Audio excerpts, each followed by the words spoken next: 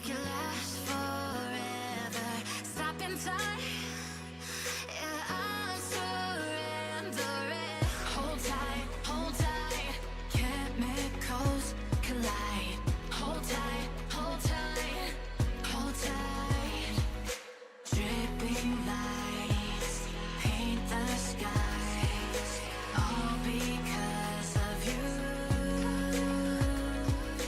Dripping lights paint the skies, only you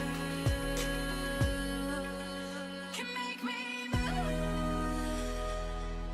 You can make me move. Can make me move. Can make me move. You can make me move. Can make me.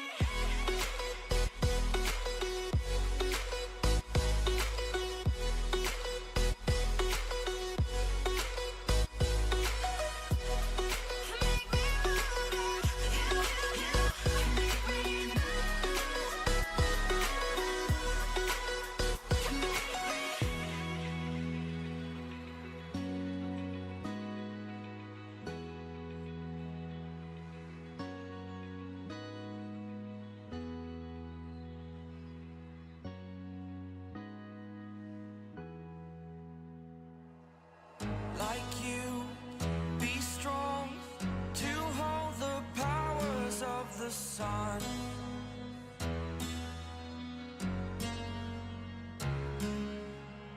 To dream, believe in strength. Now I'm the only one, only one.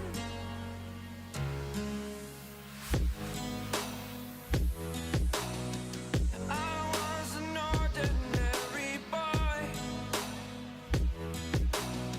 until I broke the rules. My life destroyed, life destroyed.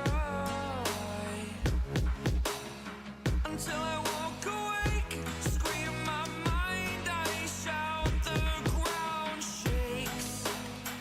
How much can I take? My mind will break. Will it break? Can I take? Can I be your superhero? Superhero.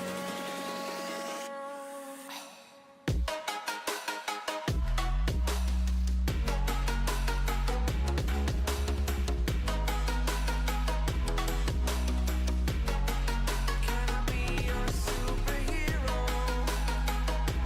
Superhero. Superhero.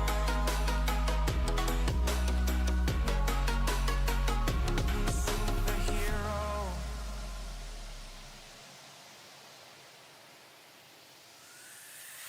Fly away. It's the first time of today.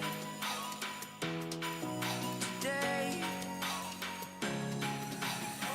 To dream, believe. You are the strength, you're all I need.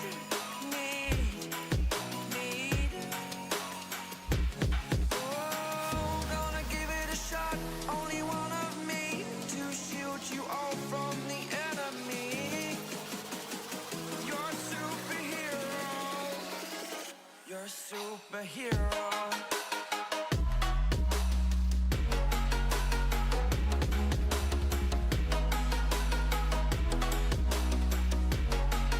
Can I be your superhero? Superhero. Superhero. Superhero. Can I be your superhero?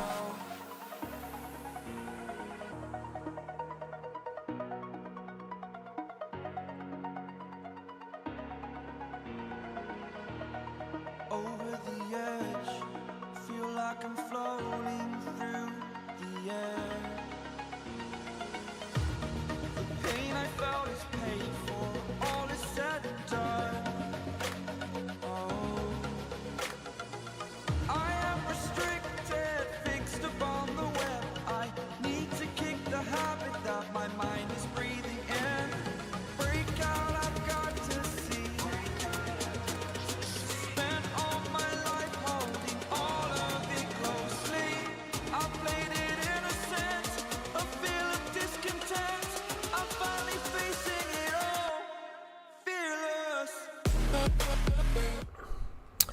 G'day everybody, I just went through a whole lot of my team and yeah, we weren't even on streaming yet. We were streaming, going to be starting soon. So yep, so I'm here now and welcome everybody. So yep, thought we'd jump on, do a bit of a live stream. So hopefully you guys can join me. If you're out there, come and say g'day in chat. Love it when you have a bit of a chat with the community out there. If you would like to subscribe, if you haven't already subscribed, we're trying to get up to 300 subscribers. So please do that. And if you like the video, give me a like and leave a comment down below. So a quick recap, even though I just did all this to nobody, we'll do it all again. 2,274 this week, pretty average score, dropped 848 places, so a season rank of 10,931, and that is, yeah, all the green arrows that we saw last week. We made up 600, 700 spots last week, we've lost them all again this week. So a bit disappointing, but we did win our league, which we were happy about, the league that's important to me, and when I won 3 out of our 4 draft leagues. So I got an easy win in the in my leagues this week against the Ray Guns. The worst breakdancer in the world is in my league. Yes, that's correct. Hopefully this will be a bit of a percentage booster to me for as well. I think this person has just given up on their team. So if we have a look, I'm in 5th place on 44 points. There is one other person, Paula, here below me on 44 points, but I'm beating her in percentage by quite a bit. So if I could go up, the 3 teams again above me on 48, if I could go up to 48 and they could not win, I have a chance of moving up, depending, especially with that extra percentage boost I should get from the big win this week. Hopefully my team can really perform and get a real big win on the field. Back to my team, quick, while we're waiting for some people to turn up, we'll have a quick go over of my team, and then hopefully we can chat to some people out there. I'm going to have a chat, hopefully to some people out there, community, and have a look at their teams, as well as I think today we're going to go through who's the best in every line. Coming into the end of the season, who's going to be top 6 in every line? We can have a little bit of a debate about that and see who we think is going to be those top players in each line of the Supercoach. Okay, so we got Whitfield coming back this week, which is nice. Wanganeen, Malira, Zorko, Dale, Sheasel and Mills. Hopefully we can get some more decent scores out of some of these guys. A lot of underperforming primos this week, so hopefully we can get some more decent scores. There was I think the round winning team got about 2,700, and so we're hoping to get a lot more than 2,200 this week. Dacos, Smith, we're putting Smith up here for today. Butters, Bontempelli, Rao, Brayshaw, Doherty, McCarthy. Looks a bit bad with these 2 here, but I do have Sinclair in my flex down the bottom here. So it looks a little bit better if you were to like swap those guys out. Not that Sinclair is not stinking it up at the moment. Gorn and Sherry both underperforming as well as the moment. I guess 126 you can't complain. Plus he was my captain score last week, so I'm not going to complain too much about that. But certainly not. He would have got 150, but he had that taken off for half the last quarter with they thought he might have concussion, but then they said that he didn't. The doctors didn't think he had concussion on the day, and they think he'll play this week, so that's good. McRae, Petrarca, Darcy, Rankin, Warner, Daniel, Sinclair. Now there is one change to my team this week. Now it's a change that we had to do with the trades. Unfortunately, we had Cadwell, which has been doing really well. He's been one of our best performing midfielders over the last 5 or 6 rounds since we got him in at about 440k. So he's also made us quite a bit of chunk of change, which is very nice. Cha-ching, thank you, Cadwell. But he's gone and got himself injured. He's got an ankle injury. He's going in for surgery. Around 6 weeks, as they're saying, so that's too long. That's way too long. Anything more than 1 or 2 weeks, even with my 4 trades, he had to go. So we're going to get in McRae. There are some other options. You're like, Seano, why don't you go for one of these big midfield boys? I could afford. I was also looking at Connor Rosie, Tom Liberatore, Zach Merritt and Nick Martin were all players that I was considering, but the problem was I don't have a lot of coverage down here in the forward line. Like this week when Bailey Smith didn't play, I had to put Sims on the field. And for Sims, a 40 is a big score. So you really don't want that. And luckily enough, he was my flex, the score that dropped off.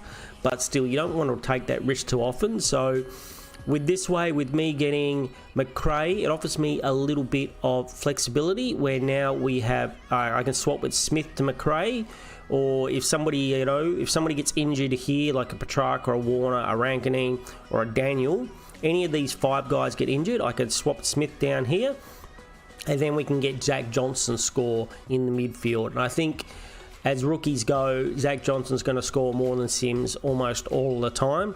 So that way it offers me a little bit more flexibility. And considering I've only got 3 trades after this trade left, that's going to be the way we're going to have to go. It also, I made a little bit of money, so I've got 45k now, about an extra 15k or something, because McRae's at 519,200, and what I think Cadwell's about 531. Yep. So not too much, 10k. We make 10k, but 10k might make all the difference to getting a player that I really want.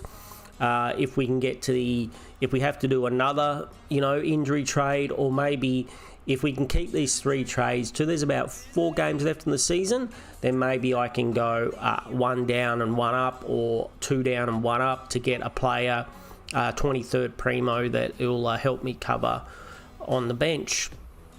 So at the moment we are running a bit thin. I don't love this team.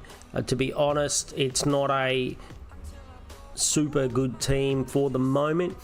If we have a think about that though, if we were to go back to around like 8, 9, 10 before the buys, this team would look awesome. If you had this team, you'd be maybe one of these 2 guys, if you had another primo here, you'd be loving this team. But a lot of these players are just not in the same form, or they've had their position changed, which has really hurt us. So people who I've paid up for these big dogs, these players that are supposed to be super primos, and they're just not putting out the scores that we expect. And it's really benefited the people who have gone a little bit of value.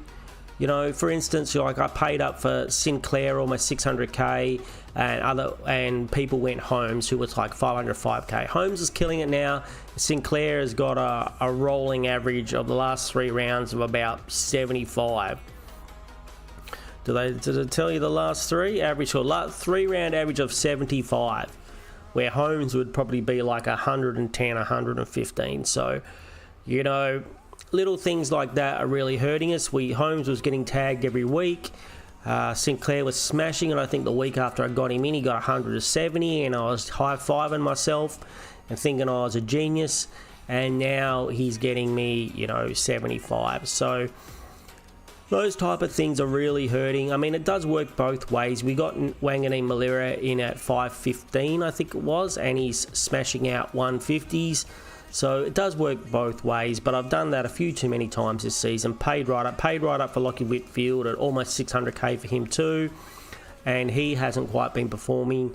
You're expecting 130. If you're paying 600k for a player, you're kind of expecting 120 pluses most weeks. And on a bad week, you kind of want 100. You kind of want to see like a 140, and then we want to see every 3rd or 4th week, you like to see a peak, a spike score like a 140 plus. And Whitfield hasn't delivered that either. I mean, obviously he had that concussion, but so where did I pay? I think I paid back down here somewhere for him when he was like 595 or something, like 599, something like that, paid for him. And he went 145, 100, 111, 116. That's kind of what you expect out of a player that you pay that price for. But then he's gone 109, 82, 116, 184, and 140, and then 16. And so not only is he going to be super cheap for anybody else who wants to pick him up, if he gets 100 this week, he's going to be about 490. If he drops a low score of an 84, they reckon he's going to go down to 480. But Hopefully he doesn't drop an 84. He's got a break even of, what's his break even? 146. So I'm hoping he gets a huge score and at least reaches that. Otherwise he's going to be super cheap. And once again, anyone who wants to pick him up is going to be able to pick him up very cheap. It's kind of the tail of my season of buying in players when they're way too expensive, and instead of getting them when they were either at their bottom price or going for the cheaper options. So that's the difference between me having Doherty and McCarthy here, as opposed to having basically 2 more primos. If I had the extra 100 grand from Sinclair, 100 grand from Bontempelli, 100 grand from Whitfield, 100 grand from Zorko, there's 400k there. 100 grand from Sheasel, that's 500k. Another, chuck that on the top of both of these guys, and you've got a super primo here. And you could even be having, McCarthy could be on the bench, and this could have been like a who knows, a McKercher or something like that, and I'd be in a lot better situation than I am now. So hopefully I learn my lesson for next year. Seano is a bit slow when it comes to learning his lessons, so it could be the way. Now we're kind of waiting to see if a few people are going to turn up before we're going to chat about who's going to be in the best of each line. I want that to be a bit of a discussion with the people out there. So hopefully we'll get a few people roll up. It is a Wednesday morning, so I know a lot of the normal humans on Earth work in this time. So that's understandable. Seano will be working in the evening, not during the day. So that's why I have time to do this today. This week I'll be doing that. Next week we'll be doing our live streams a little bit later on in the evenings, so that way it'll be easier for you guys out there to catch up with me. And we'll probably do Wednesday afternoon, maybe, but definitely do the Thursday before the game. We like the Thursday before the game streams. We get to have a chat while everyone's sitting around waiting for the game to start. And being the fact I'm over here in Perth, it means I've got a little bit more time to do that. So yep, no one's out there in chat yet. So what else can we talk about, crew? Have a quick look and see how the drafts are going. We've seen how the league's going. So I'm really hoping that I'm going to finish in the top 8 in this league. There are some very good teams. I'm going to struggle to beat any of these top 4 teams because they just have better teams than I do. Dave here, who is ranked in 2,300 overall. He was so close to making it into the top 1,000, but he's had a couple of average weeks. He's got Rosie and Holmes in the back line. I would have really liked to get Rosie in my team this week. I've got a feeling against the Eagles he's going to go really big. So Dacos, Butters, Heaney, nice like Heaney pick. Bontempelli, Sarong hurt him. Liberatore is very nice. Dunkley, Sarah. So Gorn and Sherry, Smith, McRae, Petrarca, Darcy, Daniel. May. Oh, he's got May there. Really, Dave? You got May there? And McCarthy. So he's gone quite light on the coverage as well. Surprised. I thought he would have had the extra primo. One thing we can talk about is let's do the... If you'd like to check out my other videos, go back and look at my review video for this week. And we did do a trade time video, but if you can't be bothered doing that, we can do a quick summary. So with my trade options, we already know what I'm doing, so I can do it. I'll just do it. 5. We had about... let's undo. Let's cancel. Confirm, sorry. Let's confirm it because we know what we're doing and there's no game tonight, so I can't stuff it up. So we're able to trade Cadwell and we go to players that we can afford.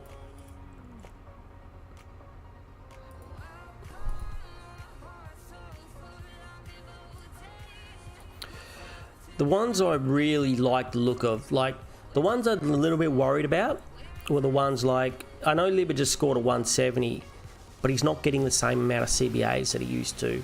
So be a little bit, if you're just like, yeah, Libba's on fire, he's actually not. He just had this one big, I mean, the good thing is he shows he doesn't need to be on fire to get a massive score.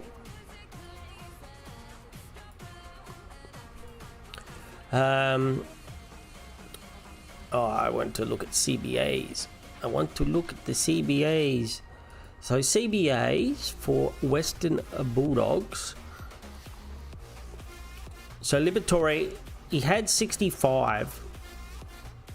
So as you can see before that, for the beginning of the season, he's up above 63, and he had a 59. So all up to about round before the buys, he was getting, you know, at least 60%, except for this one game at CBAs. It comes out of the buys, he gets 46, 50, and 44. And then he's gone 82 and 65. So he's kind of back to the CBAs. But these 3 games in here worry me a little bit.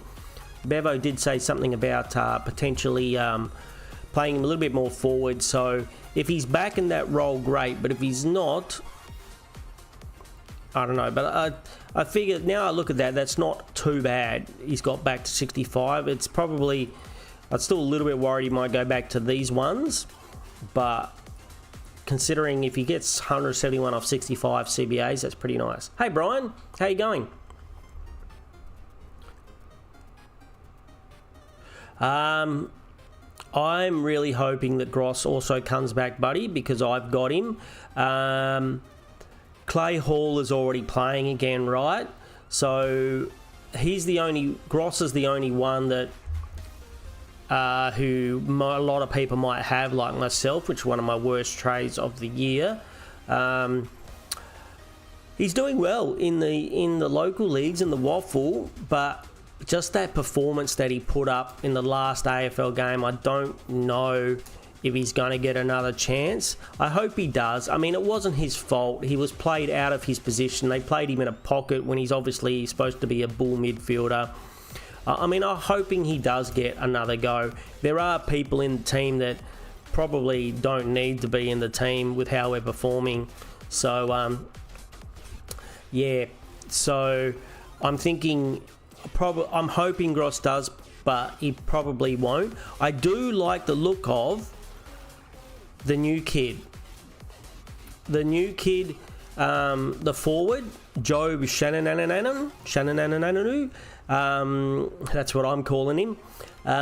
He looks good, and I think he could hold his position with Oscar Allen out and Jake Waterman also injured at the moment, and he looked pretty good on the weekend. So anyone looking for a forward rookie, I think he could be pretty good.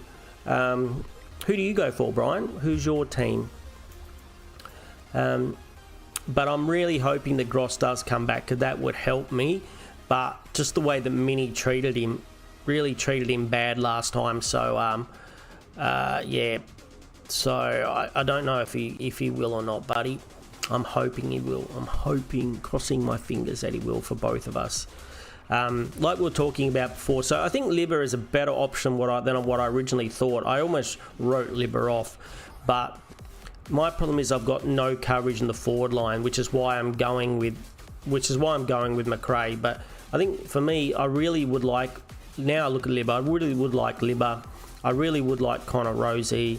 Zach Merritt's going to have a huge game this week, I think, but then the run to the end of the season is pretty bad. So they were the ones I was really looking at, but I don't think I have an option. I just have to get McRae just for the coverage with only 3 trades that he offers me. So, yep, that's what I'm doing. Geelong, you guys are having not a bad season. You got Bailey Smith though, right? You must have Bailey Smith. No Bailey Smith? Holmes is killing it. I just discussed. He's one of my big misses of the season. I remember when he was 505k or 510k, and I was like, oh, he's getting tagged every week. You know, he's had a few big scores. I won't go there. And now he's pretty much the number 2 midfielder, number 2 defender, I think, in average scores over the last 5 rounds or so. How's your team, buddy? What score are you at? Did you want to me to chuck your team up on stream and we can have a bit of a look and tell me what you're doing. So let's get this set back up again. I think we're going Dacos for vice captain and Butters for captain. I think that's how we're running it.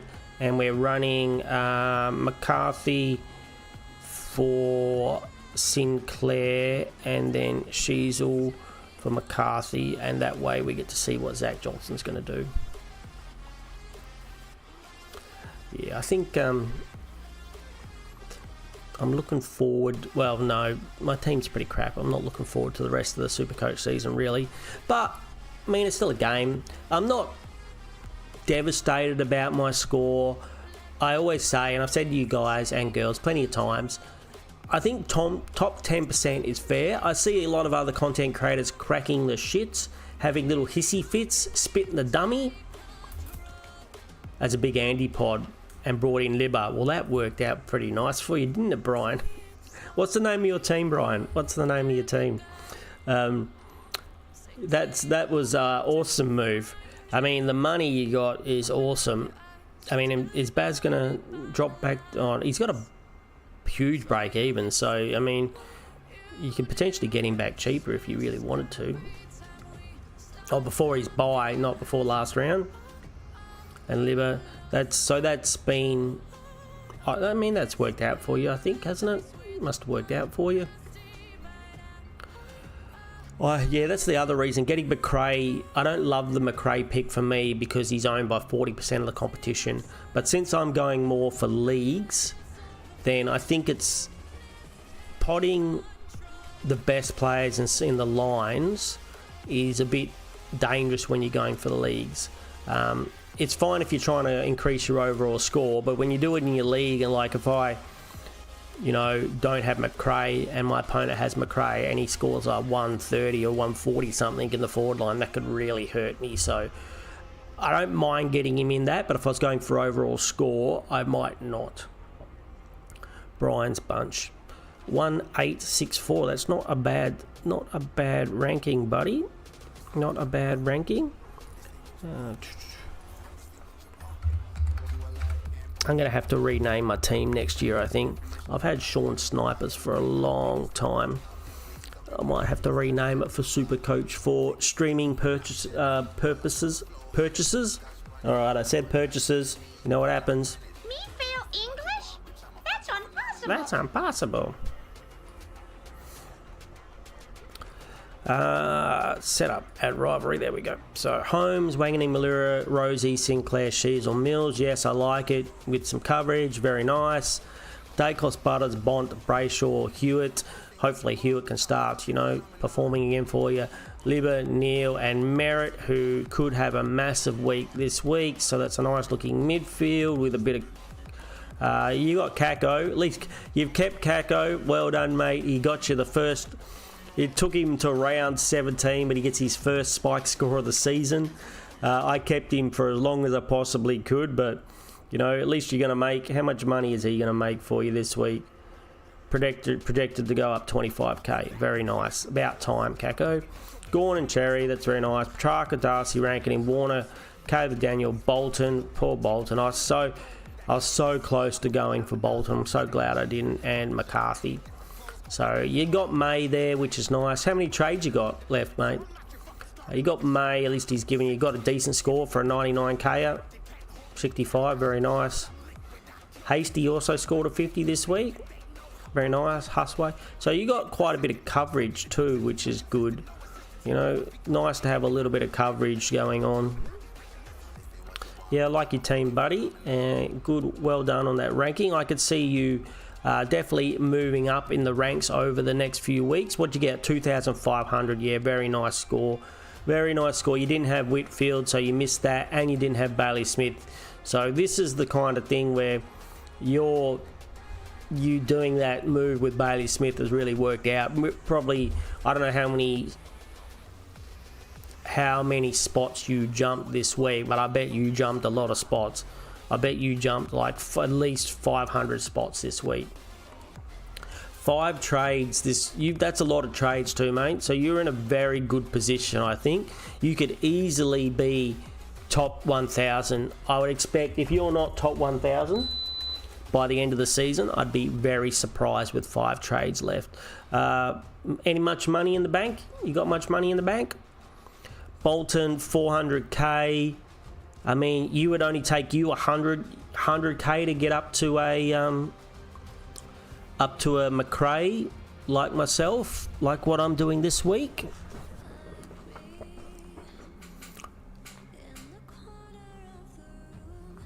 God, all these forwards are disgusting. 11k, yeah, not a lot, hey.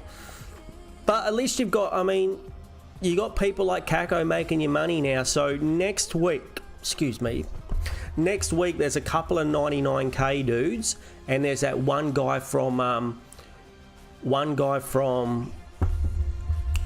Geelong, who I don't know if he holds his position, but looks like a good player. All on the bubble next week, all can make some money. So you definitely, I think that's, if I was you, with 11k, so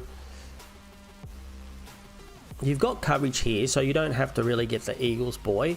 You could wait till next week, maybe either get the Geelong guy, the guys, do you know the guys I'm talking about? So rivalries, go back to players is what we want, and cash cows. Played less than 3 matches. Cash cows.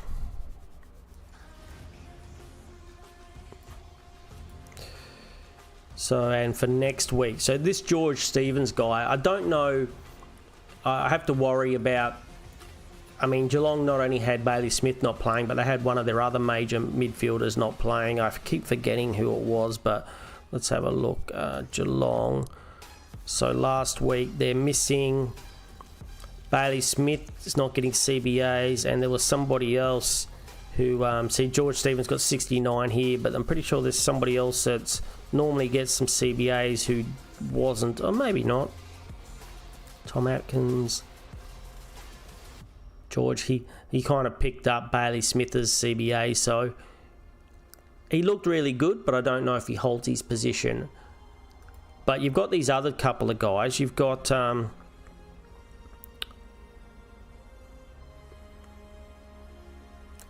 Rowan Steele, which I don't think is going to have very good job security, but you never know. And Oscar Adams. So he's not going to help you very much being a defender, but Rowan Steele, if he plays, or if George Stevens holds his position, you could go Kako down once he makes some money for you. Is Hasty really only worth 140k? Just because he's the sub every week? That's rough. That is rough.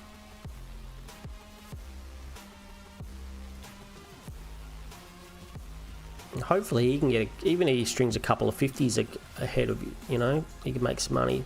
But yeah, that's what I'd be thinking. It's nice that you've got Kako as the loophole, so I probably wouldn't be doing that this week. Your team looks fine. I mean, the question is, who do you want? I mean, with a team like yours, do you want to pod McRae, owned by 40%? Or do you want to get McRae? Because I still think McRae is going to be the top 2 to 3 forwards. Not cash cows. Summary. 3-round average. Yeah, I think McRae is definitely going to be a top 3 to 4 forward by the end of the season. As long as, I mean, I would. That's my team. Like the forwards are so tricky this year. They're all around that 450 mark, and they're all really up and down. So yeah, I think. I mean, obviously, if Darcy got dropped from Freo, and you could get Luke Jackson in there if you could ever afford him, but with 11k in the bank, that's going to be a bit cheeky. So if I had your team, that's what I'd be looking to do. Get a 90, one of these players in next week, maybe for Kako. You do want to make sure you have some coverage though. I was just thinking, can you get there? Can you get there by you getting a 99k like for, you don't make much here. You want Clark as your coverage here. You want at least a Clark there. You want to keep Clark for the moment, have one form of coverage for the back line. You pretty much want one in each. Like you've got May here, you've got Kako and Hasty here. So if Hasty could make you some more money, what's his 20? So yeah, you really need 100k. Yeah, that's the only problem. At least you know he is, on his day, he can have a really good score. I mean, he started the season on fire. So if he could regain a little bit of that, he was almost the top scorer in Supercoach in the midfield for a while. What, 94, 123, 126, 125, 132, 171, 100, 100. Like, you're super happy there. But even the last few weeks, he's not been bad. Let's face it. 114, 127, 109, 120, 85. I don't think you can be unhappy with that. I know Carlton is really stinking it up at the moment, but I feel like that's pretty good. You got other issues. I think that's a full-on luxury trade. With 5 trades, I wouldn't be worrying about that. You've seen what he can do. I think, he can potentially get you 120 on any day of the week. So I think you're fine there. I mean, people were saying the same thing about Lockie Neal always getting tagged, and he bounced back with a 126 this week. You got that nice pod of Liberatore, who's not owned by a lot of people, who can go big. I had Liberatore last year and the year before, I think, and I really liked him. And the only reason I didn't get him this year is because he got injured several times over both of those years. But he's been such a consistent scorer, and with the amount that he tackles and gets contested possessions, he can just get really big scores like this. After I looked at these CBAs, for some reason I thought they dropped again like they had after the buys, but he seems to be getting more again. So I mean, if I didn't have the issue with the coverage for the forward line, I'd definitely be considering getting him, especially as a point of difference. I don't think you should worry too much about Hewitt, mate. I think you've got him there. Is he a pod? How many other people have him? He's only in 10% of teams. If he pops off and gets you another one of those 170s, if Carlton regains a bit of form, if Tonda Koning wakes up and decides he's going to play, he hasn't already got the Uber on the road down to St Kilda or wherever he's going. I think it's fine. I think the major problem with your team, not that you really, it's kind of rough for me to say you've got problems when looking at my team, but especially considering you've got the full gun midfield, I think Bolton is your biggest problem. Yeah, I did the same thing, Brian. I was also, Supercoach is a lot down to luck. I did exactly the same move. I got rid of Roberts, and I was umming and ahhing between getting McKercher or Nass, and McKercher was named on the half forward in the team sheets, and even though he didn't play half forward, he played defender. It scared me, and so I got Nass, and then Nass has been killing it since then. So it was all luck. And he's been killing it ever since. So I was kind of lucky there as well. I mean, not that McKercher has been terrible, but Nass, for the extra 100k that I paid for him, when he was only like 5'10 or 5'15, it's just been, really lucky. And I did the same thing. There was no real reason for me to get rid of Roberts, except that I didn't love that new role as much, and I just thought, here's the time to make a move.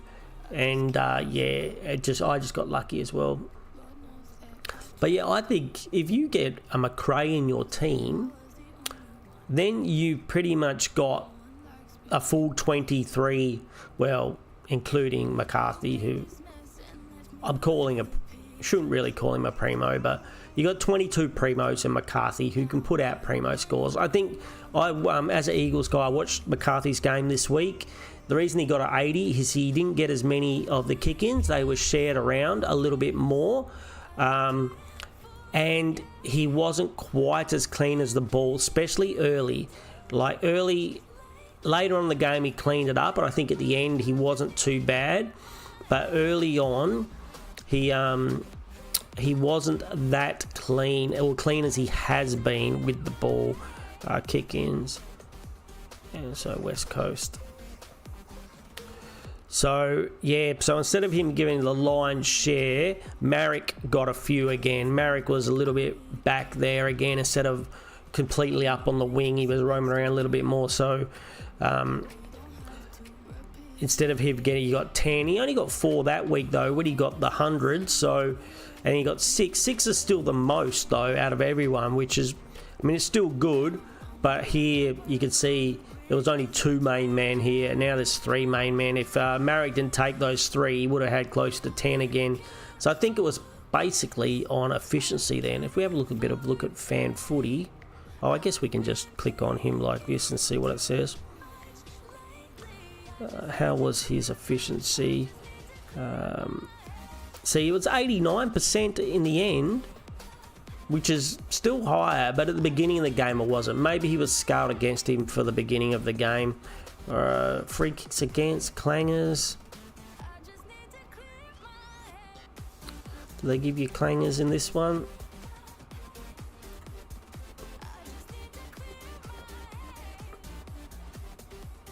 So I think that 80 seems, just because they were absolutely flogged, maybe it's just in the scaling. Maybe it's just the scaling. I mean, no players in the Eagles got more than 100 points. That's the problem. This is what happens, unfortunately, as an Eagles supporter and with Supercoach. If McCarthy had played for Western Sydney, he probably gets 105, but he doesn't. He plays for the Eagles. Not one. This is the second time this year that not one single player in the Eagles has scored 100. Which is pretty sad. It's pretty sad. Tom McCarthy, a couple of clangers, 1 free kick against, only 4 contested, 19 possessions, 6 marks. So, I mean, the fact that he only got 19 possessions has still got an 82 is all about his efficiency. You know, a lot of players will get 19 possessions, will only get you a 60 or a 70. So I still think that he can really score well. We just need to hope the Eagles put up a little bit more of a fight in these matches. If they make the matches a little bit closer, he'll probably, I think if that match is not an absolute flogging, that's an easy 100. You know, even off maybe in 19 possessions, he just needs a few more possessions, like a couple more kick-ins. 2 or 3 more kick-ins. If he had got 25 possessions, that's an easy 100. So I still think that's fine. Having him there, I'm counting him as a primo. he's a primo. If you're an Eagles supporter, he's a primo in our team, that's for sure. Maybe not Supercoach wise, but he is. Then with 5 trades left, Brian, you can. A problem, you've got a bit of cash drain going on. By the end of the season, you might be able to get a 23rd or 24th primo if we're counting McCarthy as a primo. You know, if Hasty gets a few full games, maybe Clark. I mean, I think a very reasonable, price for a 23rd primo is someone like a McKercher for like a 450. If he was still around that price and you could jump on him in the end of the season, like with a couple of rounds to go, I think he'd be very good. He has a very Supercoach friendly role, and he's very, the thing that makes the difference between him and Marek is that he's very clean with the ball. You know, like last week I was actually watching him, and I was at the beginning of the game, I was a bit surprised. He had a few kicks that were intercepted, and as you can see by the end of the game, he goes to 89% efficiency. So he obviously made up for it in the last 3 quarters, where I have to admit, after half time, I was still watching, but I wasn't watching. I was on the computer doing other stuff as well, because I was just like, this game is not very nice to watch. They were just like flogging us, and it wasn't very, normally I can sit through the pain, but it was pretty painful, It was pretty painful to watch last week. Yeah, you've got a couple players that I would really like. I'd like Liberatore, I'd really like Rosie, and I'd really like Holmes. Holmes and Rosie. I had Rosie, I sold him, big mistake. I guess they're not all mistakes. Like I had Horn Francis, I sold him. Looking back on that, that's not a mistake. But I had McRae and I sold him. That was probably a mistake. The Rosie sell and the McRae sell were mistakes. The Finn Callaghan sale. Finn Callaghan is almost in the top 8. He is in the top 8 midfielders now. And I sold him after he got a couple of tags. There's 3 trades there, which would have been 3 primos in my team at the moment. So, you know how these things go, buddy. Next year I need to hold my primos, not just for a couple of weeks. I think you need to give your primos 4 or 5 weeks. If they start looking, unless there's a obvious position change, if you've got Bont and he goes to full forward and they play him at full forward for like 2 or 3 weeks in a row, and the coach comes out and says he's a full forward now and we love him there, then you can jump off. But if he goes there 1 week or 2 weeks because of some injuries and stuff, and I think you just keep them for 4 or 5 weeks, and if they drop the cash, they drop the cash. And especially ones like Finn Callaghan, which you paid up cheap money for, which was only like $450 at the beginning of the season. I think those guys, they're not going to drop too much cash. You just keep them and you ride them and you see how they go.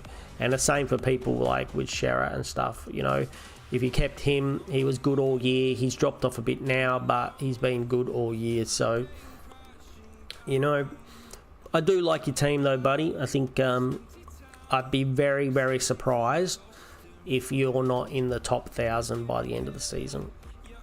This is what your midfield, your midfield looks better, and you got 2 of the better. So I would love to see. I can live with my back line and I can live with my forward line, but these 2 spots here, even though Doherty, every single week, Doherty, like, he gets 50 points in the first quarter or half, and then he just kind of slows down. Like the old man kicks in and he's like, oh, I'm a bit tired now. Every week I'm like, oh my God, he's going to score. I think he was on 60 at halftime this week. I'm like, oh my God, he's going to score 120. Yay. And then he doesn't. He gets an 80. I'm like, oh. So, yeah, I still like the pick for the money that I had, and the fact he's got DPP now as well. But I'm just hoping that he can get a couple of these games where he, pushes that score on. When he gets 60 at halftime, he goes on and gets me 120 and makes up for me not having a full primo midfielder here.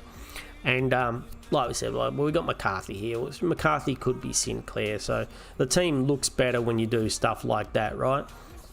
Not that Sinclair's been doing much, but it looks better when you do that, because it's like I don't have McCarthy. It looks like I've got primos in the midfield. But just for this week, we're going to look and see if Zach Johnson can score a big score.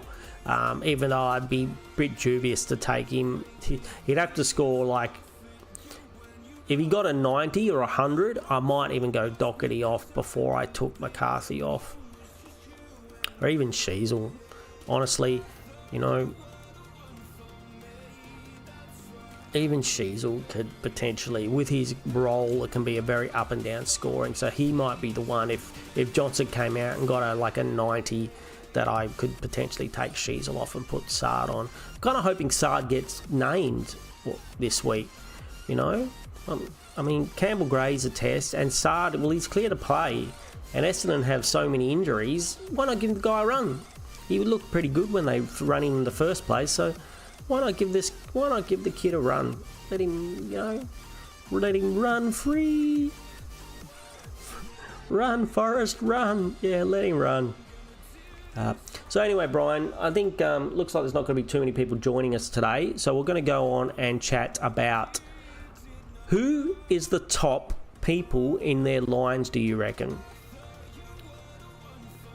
Who are the top performers in every... Well, we've already got it on forward, so let's have a look. Can't drop more. Exactly. And even with the rookies that we have, right, the ones coming back from Essendon seem to be defenders, like the Ridleys and the Mason or the Redmond, whoever they are. So, and Clark used to play on the wing, so Johnson's playing midfield, and Clark is going, doesn't have to be a defender. He probably score better as a wing, so having those defenders come back might actually help the rookies out in Essendon. And Sard, maybe he gets a game. I mean, now that Cadwell's out, there's another midfielder. Maybe Johnson gets a really good go in the midfield, gets some more CBAs, and actually boosts his score up enough to either make enough money for if he could smash out a couple of 80s in a row to get up to 350k or something, then it's an easy 99k rookie down from me to make 100k to get 450, 500k to get maybe another half decent player. So both of these Essendon boys, but especially Johnson, would be nice for now. He's got a 79. If he could just smash out, he had that bad week. So if he could have 2 weeks, you get it at 32. But if he could have 2 weeks of around, he's gone 48, 84, 84, 32, 79. If you get 2 more 80s, so even if he gets 65 and 65, he's going to go up 23k. But if he could get 2 80s here, he'd be close to 300k. And that could really help me just move up to I'm probably not going to be able to get a fully sick primo, a 550 dude or whatever, but I might be able to get a 500k primo, somebody who's fallen, somebody who can potentially get a big score on their day, like a McKercher type or something. So we did say in the thumbnail that we're going to talk about who do we think are going to be the top of their lines in every line. Brian, and since you're here, you might as well help me out with this. So the way I'm going to do it is I'm going to look who's got the best average for overall, and then who's got the best average for the last 5 games. And whoever the crossovers are, I think are probably going to be the top 5. So overall average, Luke Jackson, Bailey Smith, McRae, Nick Martin, Rankinine and Matthew Kennedy are the top 6. That seems reasonable. Luke Jackson's obviously a little bit up and down with Darcy in the team. A lot of the reason he is the top man is because the times that Darcy wasn't there and he was scoring 140, 150s. But I think this is still a low score for him, an 80. He's got a high floor, especially as they're playing him as a midfielder and helping out Darcy. So, and who knows, Darcy is held together with sticky tape, so he could potentially drop it any day. So I still think Luke Jackson, especially with his ruck coverage, but I still think he could be definitely top of the line in the top 6 of their of the forward lines. Bailey Smith, guaranteed top 6 in the forward line. Don't even have to look. McRae, I think, is almost guaranteed. So 119, 117, 107. Those 3 boys, I think, are pretty much guaranteed to be in the top 6 of the forwards at the end of the season. Then it gets a little bit murky. So Nick Martin, Isaac Rankinine and Matthew Kennedy. So let's look and see, out of the last 5 rounds, it's actually none of those guys. Matthew Kennedy is the only one. So he's been very much overlooked and he's been very consistent this year. So I think he's very likely to finish in the top 6 as well.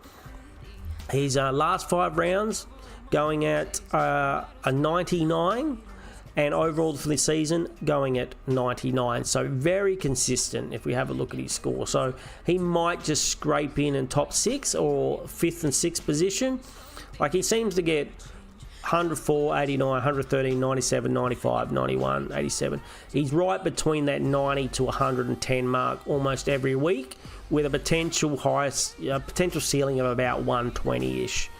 So very, very consistent. Doesn't seem to be dropping too many of those 60s and 70s. So I've got a feeling that he's going to be right up there at the end of the season too.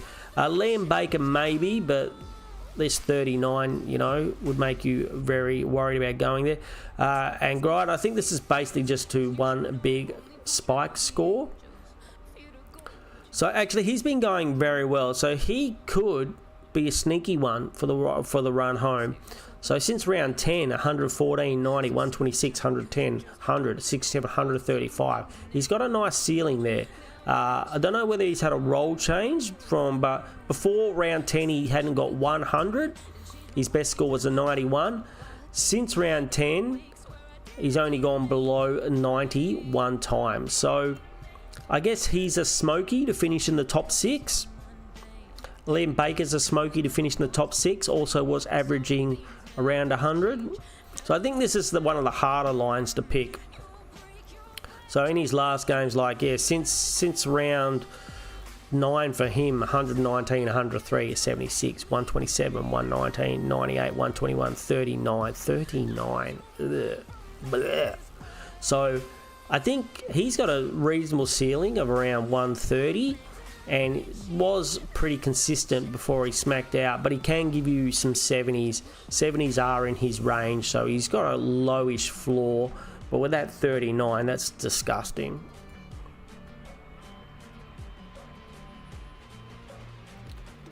Yeah, I mean, Darcy was a bit unfortunate last week, right? 4 goals for just 70 points. A bit unfortunate. And that's the reason, got to worry about people like Rankinene. He had a massive score this week. And I love it because I've got him in my team. And he's ranking number 5th at the moment. Will he be in the top 6 at the end of the season? I got a feeling that he won't. I'm calling it now that he'll drop out of the top 6 forwards by the end of the season just because he's not getting enough CBAs. He's not going to kick 5 goals every week. So on a week where he kicks 2 goals and gets you that same amount of possessions and plays that same high half forward role, he's not going to score. He's going to get 70. He's going to get 80. He might even have a real stinker one week where he gets 50. So unless he can get his CBAs back in his current role, I think he's going to drop out of the top 6. So if I was getting someone in, I mean, the problem is the price is right. Now, Christian Petrarca also and Sam Darcy, they're all around, and Chad Warner, all these guys, and Caleb Daniel, basically all these 4 here, they're coming in 8th, 9th, 10th and 11th. And let's not write off Kasai Pickett. He's actually been very good in overall, but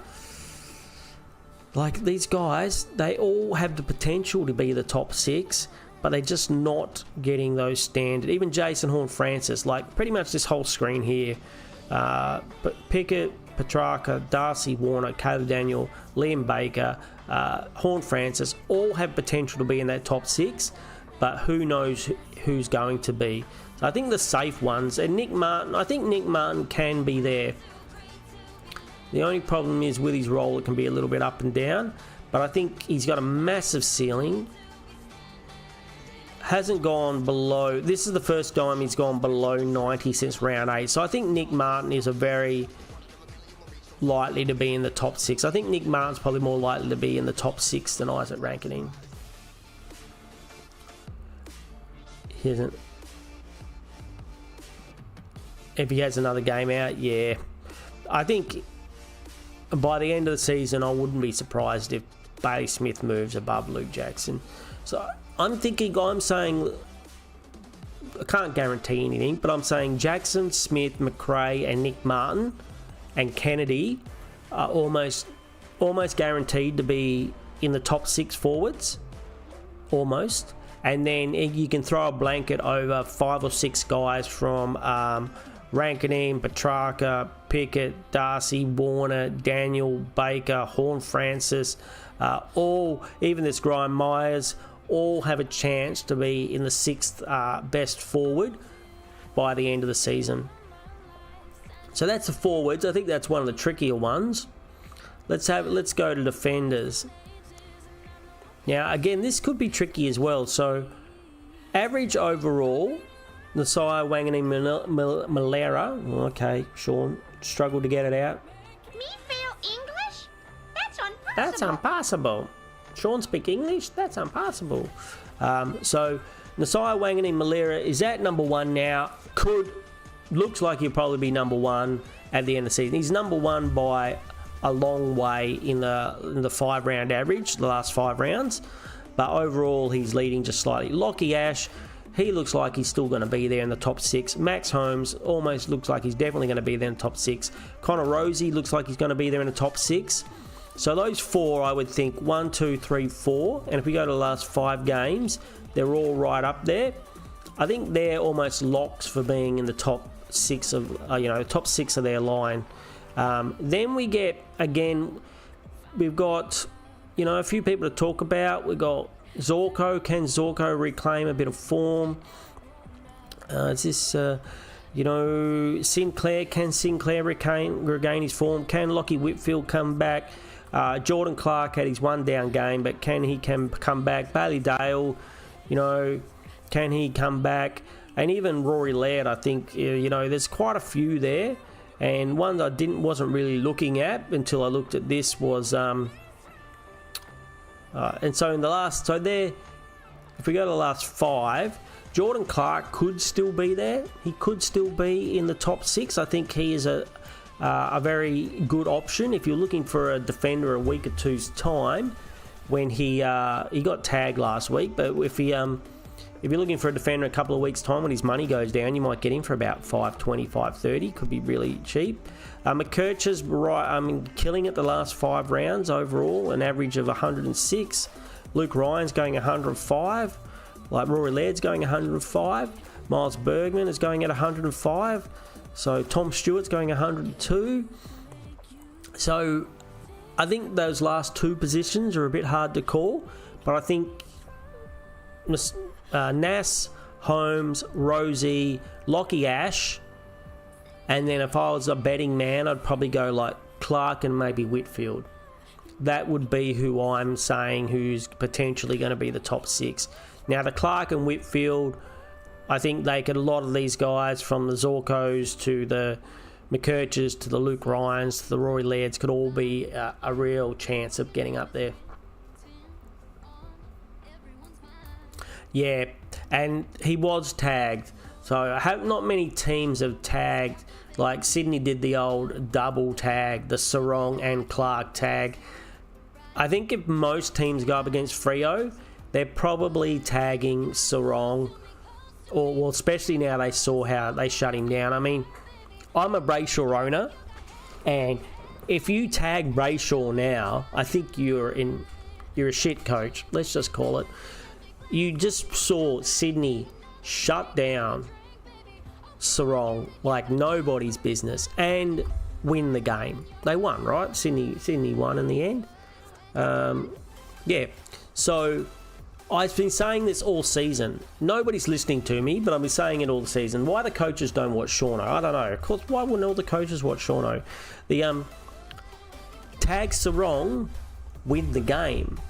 Tag Brayshaw, don't win the game. This for the first half of the season, that's what happened.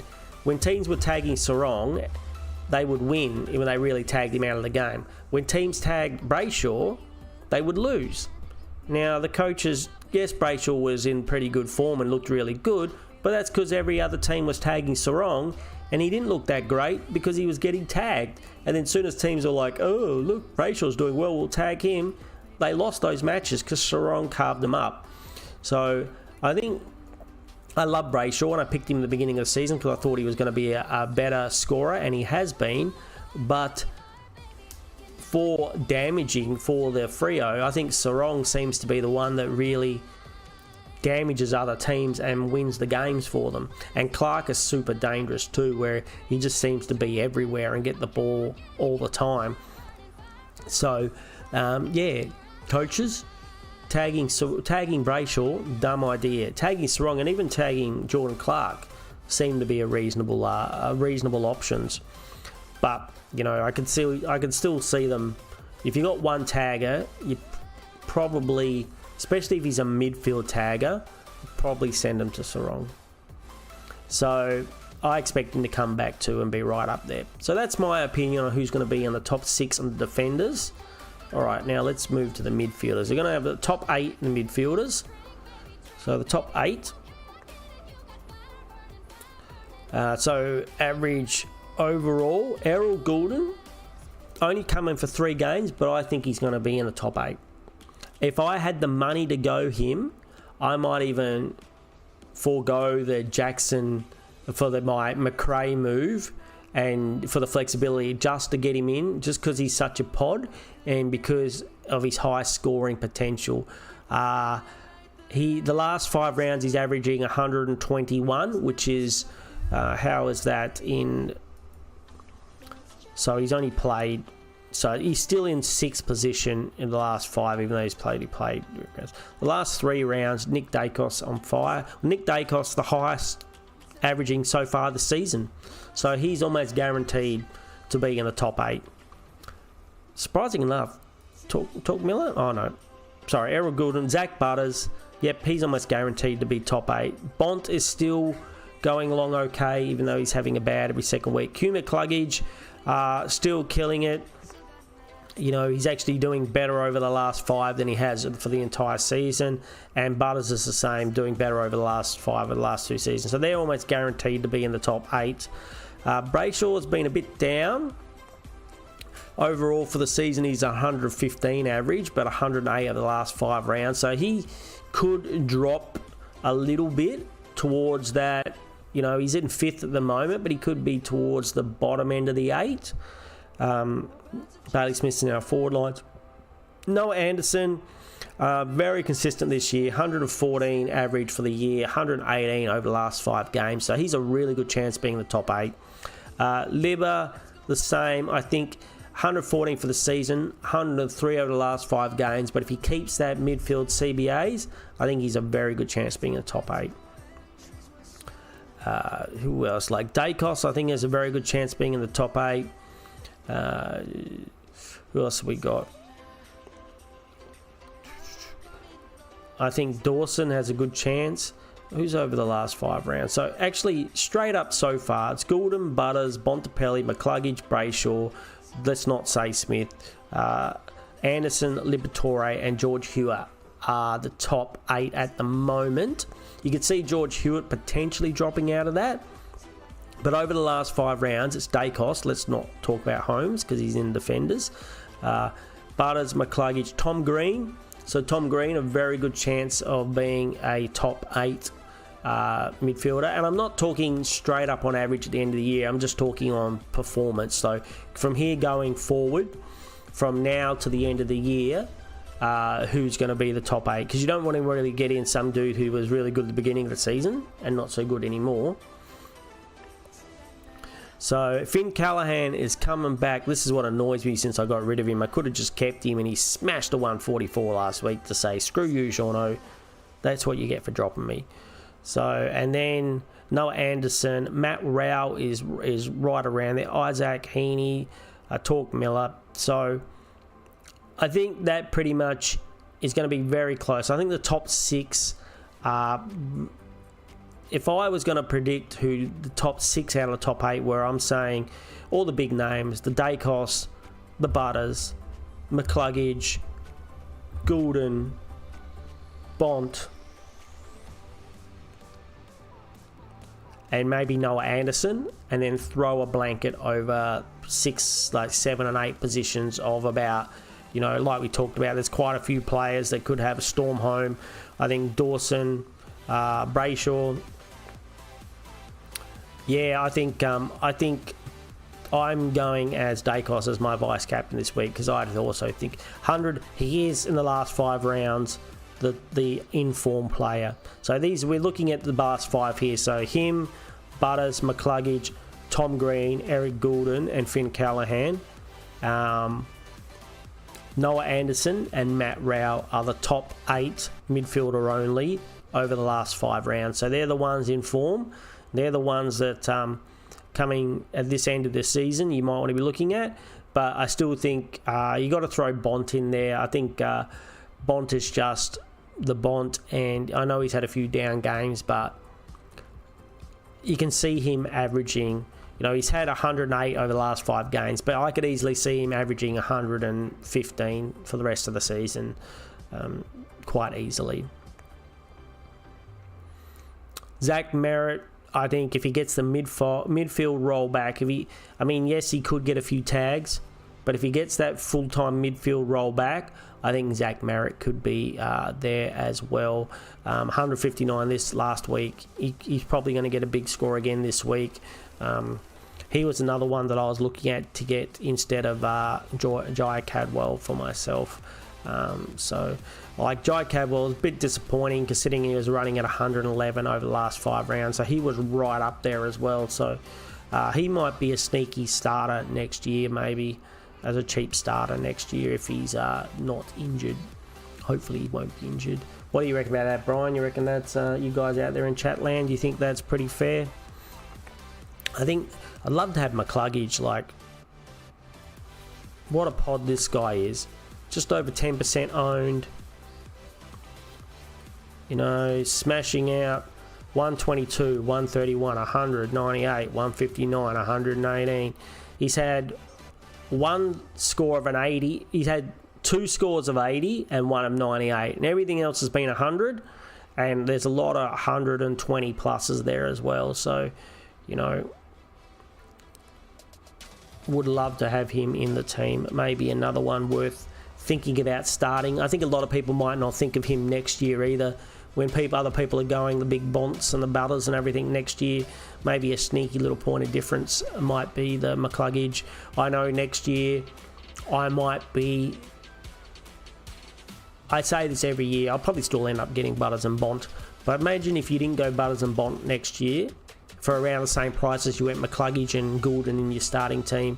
It'd be a pretty good point of difference if those two kicked off. Yeah, I mean, you got to. Bont just does it every second week. You know, he's going to be reasonable, even if on a bad week. I think that 60 was. I don't think he scored that low in about 3 years. So I think it's going to be fine. It's going to be fine, everybody. I mean, he was certainly fine this week. He was probably the best vice captain option this week, and he smacked it. He smacked it. So, alright, so what does that leave us? That leaves us the rucks. I think we don't need to talk too much about the rucks. Jackson, but yeah, over the total average is Gawn and... Where are you, Sherry? There you go. Gawn and Sherry, they're still overall averages. They had a few bad weeks, but I'm backing both of them to come back. They play each other this week, so I wouldn't be surprised to have another down week. But then after that, it's going to be nice because anyone who doesn't have them wants to buy them. They can both potentially be below 600k, which is probably cheaper than I paid for both of them by a long way. So still there. I mean, Grundy, who saw this coming? He had such an average year last year. It was a pretty average year last year. Who would have ever thought that he's going at a 5-round average of 150?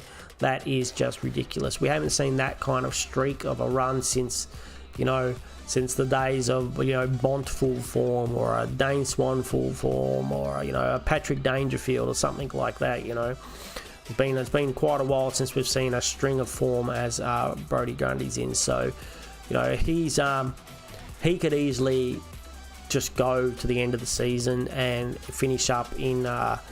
be the highest averaging scorer between now and the end of the season. Marshall is also doing very well. He also has a good run, but I still think that if I needed a ruck, I'd be picking one of those 4. And Marshall can be a bit up and down, but he has a good run.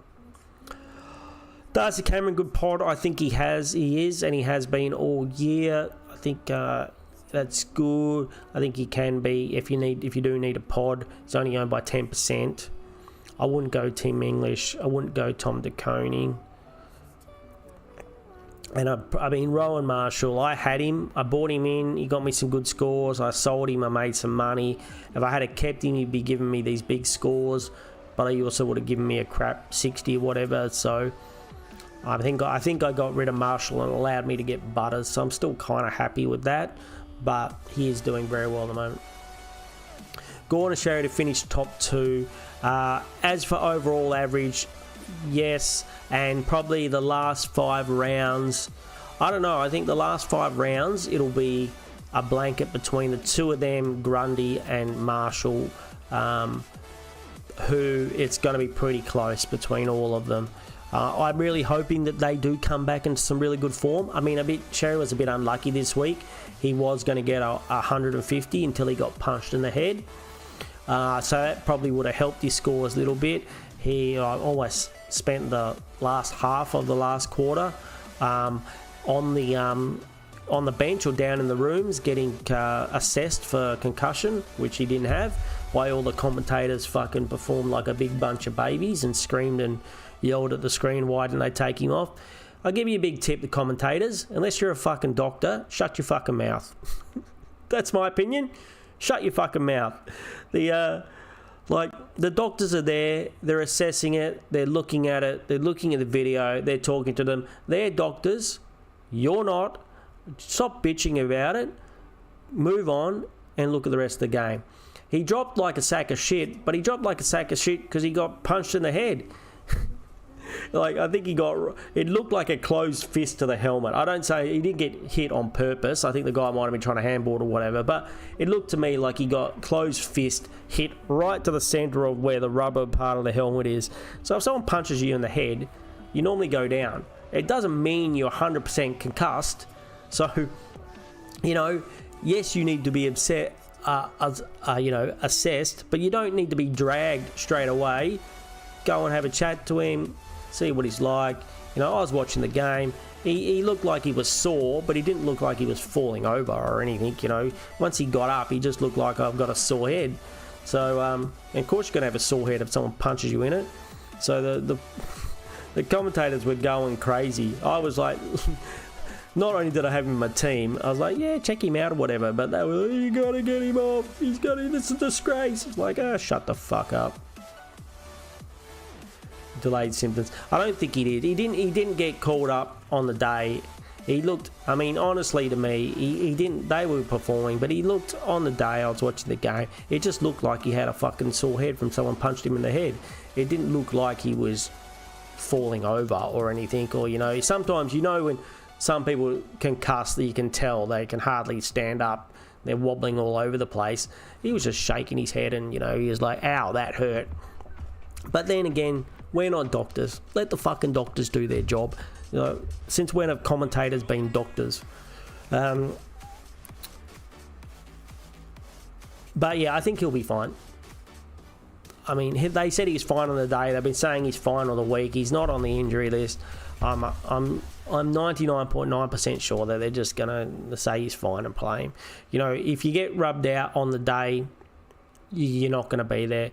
During the week, I think it's one of the other content creators said, since they've had the concussion rule, I think it's only 3 times that there's been a delayed concussion ever happened. Like, just 3 times ever, that when it's not called on the game day, that later on during the week that it's been called then. So I think it's going to be fine for everybody. Don't panic yet. Then of course the opposite happens to whatever Seano says. We did forwards, right? So that's defender, mid, rucks and forwards. We did them all. So I was even considering doing another sneaky video where we just did that, where we just went through the top of each line and who people should get in. But I think it's going to be fine. Let's, they're both, if looking at it like this, the 2 rucks are still the top scorers in the entire comp. Overall, for the entire season, the 2 rucks are still they're in, Cherry, Gawn, then Gordon. It's only 3 games for Gordon. I'd like to see a few more games. There's a wing roll, but geez, I like the way this man looks. Butters, Jackson, and Brodie Grundy. It just shows how valuable these rucks are. Out of the top 8 players, 4 are rucks. Top 8 averaging players in Supercoach so far this year, 4 of them are rucks. Just makes me think, how did I not start Luke Jackson? I guess we're all worried about Darcy, but he wasn't. I think at the beginning of the season he was only about 500k, right? How much was he at the beginning of the season? 530k, 509 We could have got him for 509k at the beginning of the season and just had him in the forward line, had 2 rucks, chuck someone who wasn't Boyd, a 99k whatever DPP ruck, had coverage there, you know, for the entire season, plus had, you know, that would have been the way to go. And I'm really hoping that we have that option next year, because I don't think he's certainly not going to get forward status next year. There's a sneaky chance he might get mid. That Luke Jackson may get ruck mid, which would be awesome. Actually, it wouldn't be as good as forward, because you need that help in the forward, but it would still be, at least you would have coverage. I'll still pick him if he hits a mid status next year. If Luke Jackson has any type of DPP next year, I'll be picking him as a starting player.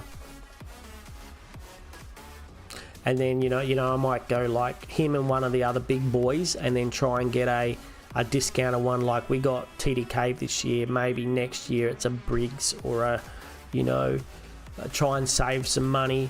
I don't know if you'll be able to go 3 big rucks next year, but maybe you can. If they're in the top 4 scoring players out of the top 8, maybe that's a plan for next year. Get the one with DPP and get the other 2. Even though I got a sneaky feeling that Jackson might be a ruck only, especially if Darcy doesn't play. I'm gonna sneeze. Hold on. Excuse me. Sneezy sneeze. Now I'm probably gonna be all snooty. That's really interesting. That the top 4 rucks, the top 4 out of the top 8 players in Supercoach at the moment are rucks, and then they're pretty much all midfielders except for Bailey Smith. But and then Nass is the first non-midfielder that comes in at 15. So this is what I don't like about my team. The top, you know, I've got 2 rucks, and I've got 1, 2, 3, 4, 5 straight midfielders, where the top 8, you know, the top 10 to 12, right down to Wangan and Malera are midfielders and ruck. So potentially I could have Jackson in here, and I could have 3 gun midfielders here, and my potential for scoring for my team would be a lot better. This is what looks wrong with my team, and quite often in past years, I have to admit, I've gone the other way, where I've really loaded up on the midfield and I've gone light in either defense or the forward line. And this year I went light. I went hard on the defense and low on the midfield, which at the beginning of the season looked smart, but now looking back on it is not so smart. I mean, looking forward to next year, Brian, we kind of all hope that, I hope Darcy stays in the team, and I hope he averages around 80 to 100. Just cheekily for me, because I want him next year. I hope he plays either a lot of midfield or a lot of forward, and he averages around 80 to 100 with 191, and he finishes on a score, like, he's not going to get down to 500, you wouldn't think. Let's have a look. So, say Supercoach predicts at the end of the season he's going to be at 630. But their predicted scores 150, 130s, which are probably not happening if Darcy's in the team. I could see him getting as low as about 580. And I tell you what, if he's a ruck anything next year, a ruck mid, a ruck forward, a ruck anything, if he's 580k, I'm going to buy him. So I'm kind of hoping, and maybe if he could throw in a stinker of a 70 somewhere, you know. Don't want him to get injured, but, you know, maybe I don't know, maybe he gets a knock that he doesn't like, or does something very minor and gets like a 30 or a 40 or something and comes off, and he can be around 550 at the beginning of next year. That'd be an absolute bargain, I think. And especially, I mean, unfortunately, if he loses the forward and he becomes a mid ruck, even though I still think that's nice for coverage, as we just discussed, you know, he still might be scoring 80s, so you don't really want a midfielder scoring your 80s. So, yeah, I got a feeling that this was the year. This was the year of the Jackson. And unless we can just play him a lot forward in the next few weeks, I got a feeling that next year's going to be really tricky. Next year's going to be really, really tricky. Like all these forwards, all these DPP forwards, we're having none of them next year. None. Bailey Smith's not going to be a forward next year. Jack McRae's not going to be a forward next year. Petrarca's not going to be a forward next year. Rankin will be a forward. He'll be the only mid forward out of all of them to choose from. Daniel will be a back. So that's it. None of them. Let's actually have a look at that since we're doing stuff. Filters, DPP players. Who do we think is going to be DPP again next season? And then what's the time? 10 o'clock. Then we might jump off for the day. It's been an absolute pleasure talking to you, Brian, but it's just you and me, mate. And I don't want to bore the shit out of you too much. By the way, if anybody's watching in the future and I'm boring the shit out of them then, don't forget to like the video and subscribe so I can bore the shit out of you in the future. And if you would like to know when that's going to happen, don't forget to hit that that notification button. And then, yeah, I can do that to you in the future as well. So, Luke Jackson, I think it's 50-50 whether he gets a DPP status next year. Bailey Smith, definitely not. Holmes, definitely not. Connor Rosie could be a full-time defender next year. I wouldn't be surprised if that was the case. Jack Sinclair could still be defender mid. Could be. Or he could be a full-time defender. Jack McRae is definitely going to be a mid only. Tom McCarthy will be a defender only. Nick Martin will still have, I think, DPP status. He does play all over the place. So this year, he's a bit of a wing, bit of a forward, bit of a defender. So I think he's got a good chance of holding his DPP status. Sheasel could potentially get forward status. He could be a mid forward maybe next year, potentially. Rory Laird will probably be a straight defender. Isaac Rankin, I think, will still have mid-defender status. Matthew Kennedy, I'm not sure, to be honest. I think he could still potentially have mid-forward. He still could have DPP. Cy Pickett, I'm not sure. Christian Petrarca will be a mid-only for sure. Josh Dacos will probably be a defender only. Paris, how you going, mate? Well, Mr. Paris, I was looking at your team earlier on. We'll do it in a second. I'll just finish off who we think. I hope you're doing well, buddy. Just going through and saying who we think's going to lose their DPP status. I think Chad Warner will be a mid only. Caleb Daniel will be a defender only. Liam Baker will be a mid only. He could be a mid defender actually, or it could be a defender. So he could still have DPP. Jason Hall-Francis could still have DPP. I think it's like Jack Graham will be a mid-only. I think Joel Frazier will be a defender. He could still be defender mid, maybe. I think we're going to lose. There's not going to be a lot to choose from in DPP next year. I think we're going to be a little bit of a struggle to find DP players. Talk Miller could get. That would be really good. That'd be almost your first pick in the forward line, Brian. That's a good call, buddy. I wasn't really thinking of who at the moment doesn't have it, could get it, but he didn't get it so far though, which makes me think it could be a little bit out. You'd think if he was going to get it, you would kind of hope he would have got it this round, which he didn't. But I'm with you. If he gets it, it'll be one of my first picks in my forward line. He will be the first pick in the forward line. Him and Jackson, if Jackson could hold it, but I don't know if Jackson's going to hold it. Yeah, so I think we're going to be a little bit stiff when it comes to DPP, guys, next year. And we're not going to have all these options that we had in the forward line this year. So it could be another year where we go really cheap in the forward line. If you have to play a whole lot of like key forwards in your forward line, the Jeremy Camerons and stuff of the world, you don't want to pay much for them. Like if I'm playing a Jeremy Cameron or whatever, I only want to pay 400k for them. You know, I'm not paying for someone like a Bailey Smith where I'm paying, you know, well, this year was cheap, but next year Bailey Smith, he won't be a forward, but say, you know, say Talk Miller will be 550k if he's a forward. So, you know, you'll pay up for that, but I'm not paying up for a Jeremy Cameron at 500k. I'm going to pay 400k and I'll invest that money in my midfielder in getting a better midfield.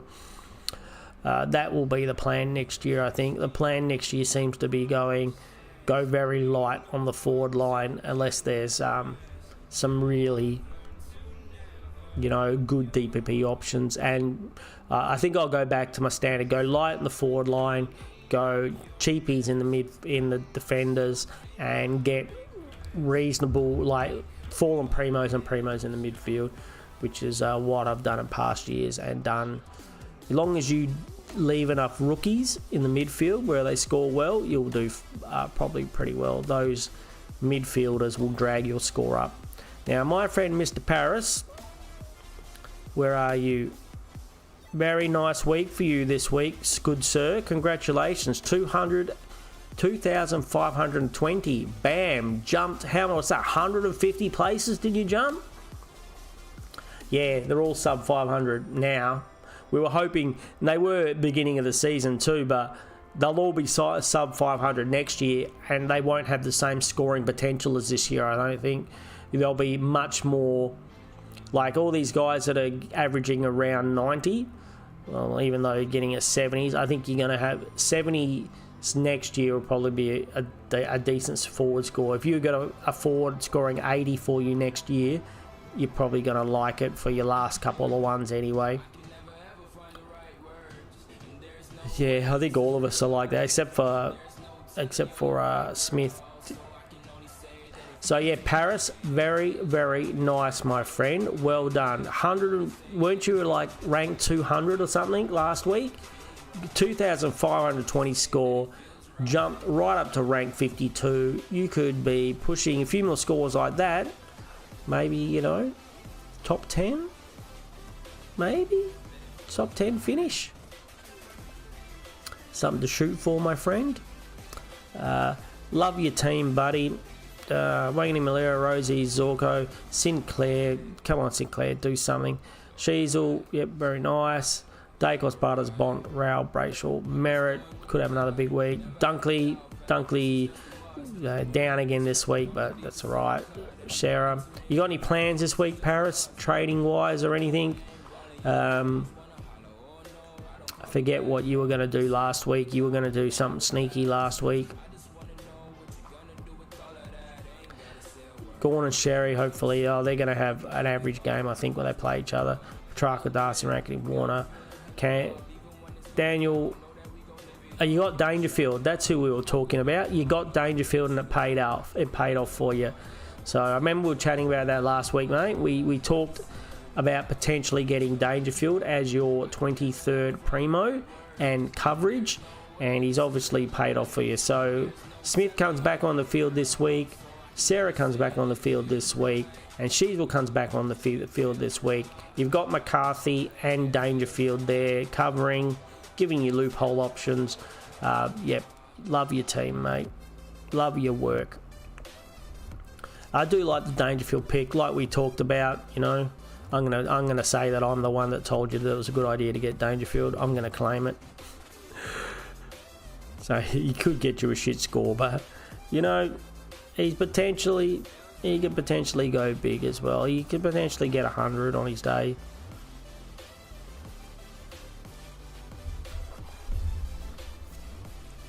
$259 2 weeks ago, so 200 spots in 2 weeks you've gone up. Yeah, so took the Bont vice captain. I had the vice captain. Remember, I put it on Cherry. We had the big chat about whether to do Bont or Cherry, and I put it on Cherry, and he was going to beat Bont. And I'm like, yeah, he's going to beat Bont's score, and then he fucking went off for the last quarter. I was like, give me a break. I made the right decision, and I got screwed. So, yeah. Yeah, that's how Seano goes, yeah. But do love the team, buddy. Well done. How far are you? 3,580 off the top guys. 3,750. About 700 points. What about top 10?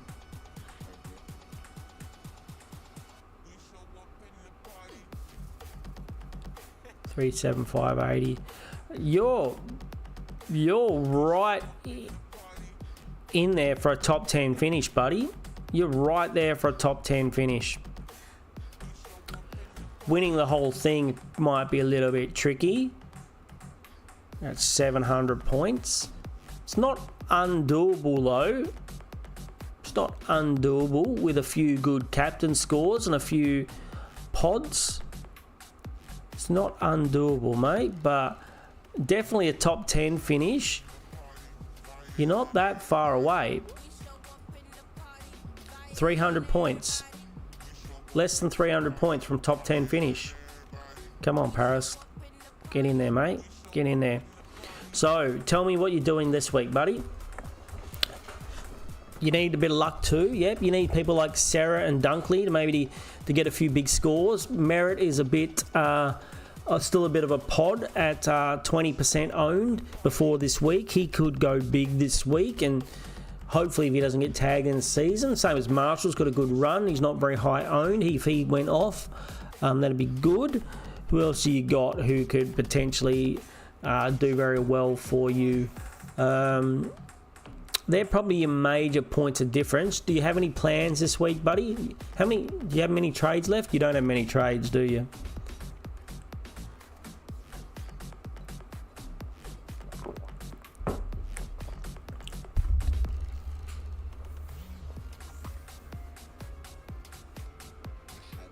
Mid and danger up front, yep.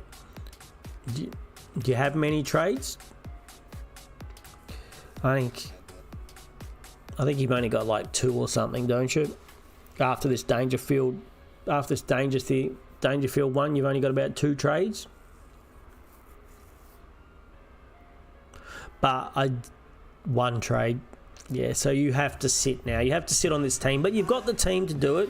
Like, you know, you've got the team to get one top 10 if you don't get injuries and if things go right. What about your captain and vice captains this week, mate? Who are you going to go this week?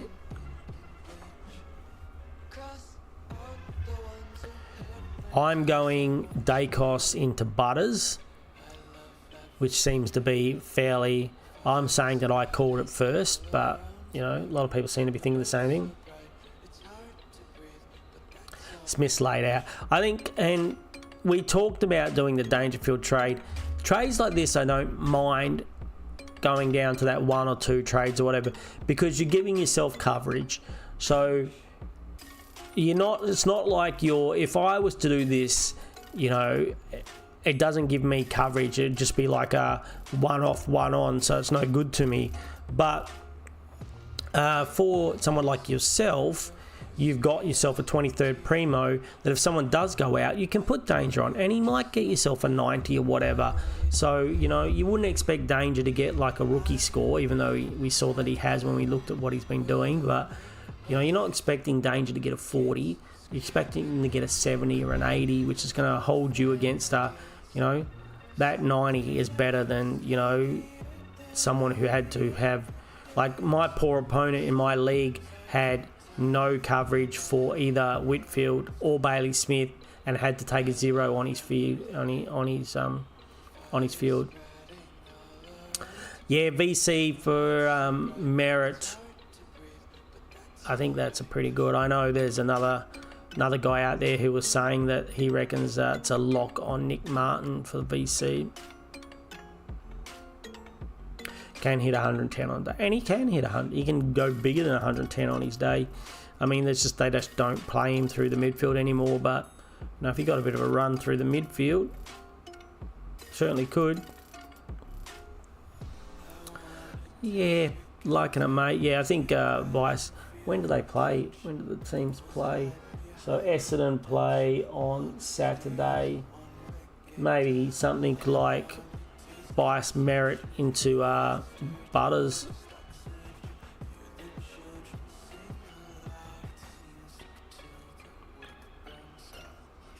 Archer May, exactly. And on his best day is an 80, and he could get dropped. No, they're not dropping Dangerfield. They might rest Dangerfield, but they're not dropping Dangerfield. So Archer May could be dropped any day of the week. So that's the other thing. That's what I mean. Like, you're getting, if I was doing it, I'd be getting some rookie who's probably going to get dropped next week, which is hopefully with my team is by the end of the season, I'll be able to do something similar with my 3 trades to get someone like a Johnson or a Clark up to someone maybe like a Dangerfield or a McKercher or someone who's potentially can score bigger on their day and be a loophole action. You need to get your loops right. You need a bit of luck with injuries, and you need to hold that trade for. Thankfully, you didn't have Cudwell, and until you get either a serious injury or probably you just hold that trade now. You just have to stick with this team now until it gets to basically the last week or two. If there's 2 weeks to go, and you've got the trade, and you want to do a sideways or something, fine. But now you pretty much just have to hold that trade, and in case there's any more long-term injuries like the Cadwell injury. I know, isn't he fucking terrible? Oh God, it's like the tail of two, right next to each other. Sinclair is going terrible, and Wanganeen-Malera is going awesome. The only thing I can think of is if he's going so bad, he might as well continue to go bad, and then I can, not great for our teams, but then at least I'll buy him at 450k next year. It'll be a cheap buy next year. Hey Corey, how you going?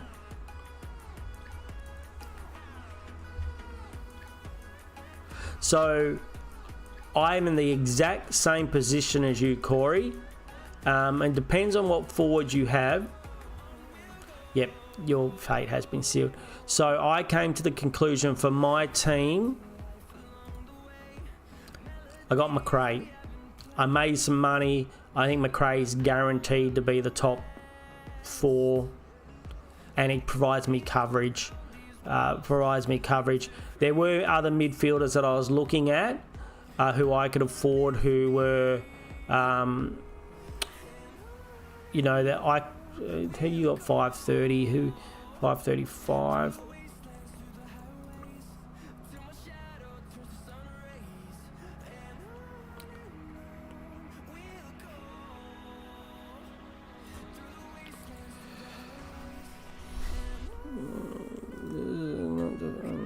Not DPP, only midfielders or forwards.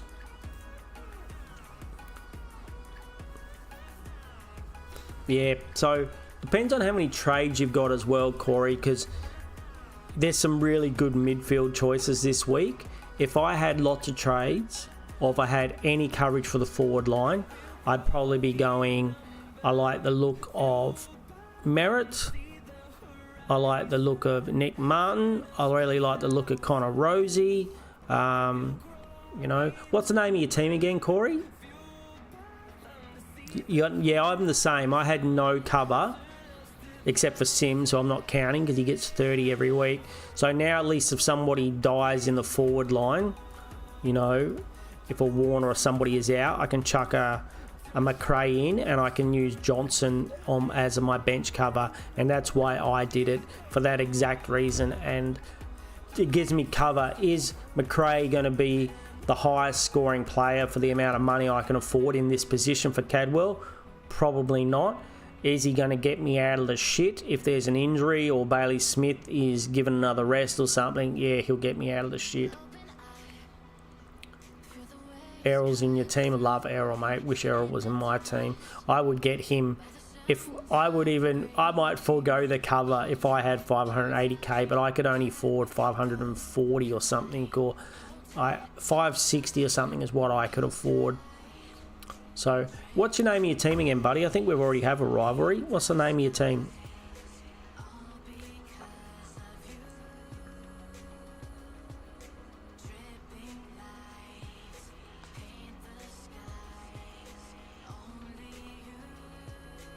Oh, you don't have Errol in your team. Oh, Errol is the name of your team? Is that the name of your team? Oh, Errol?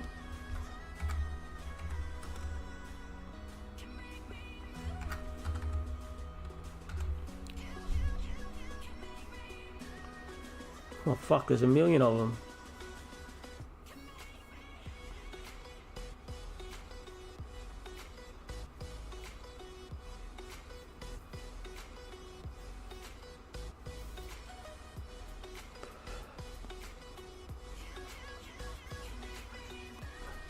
The team that's 211 up the top. Usually it says you're on. Alright, so you got Cadwell. You got to get rid of Cadwell. I mean, you seem to be in the same position as me, mate. And if you don't have many trades, like me also, if you've got lots of trades, I think it's fine to go to a sideways to a Merit or a whoever else you can afford for 530, 535. You said you have. You can't afford Libba.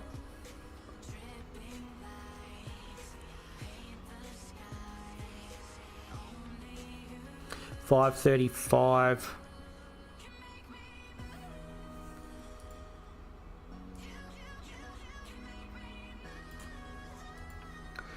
Merritt, Dunkley, McRae, Lockie Neal, Nick Martin. You already have Nick Martin.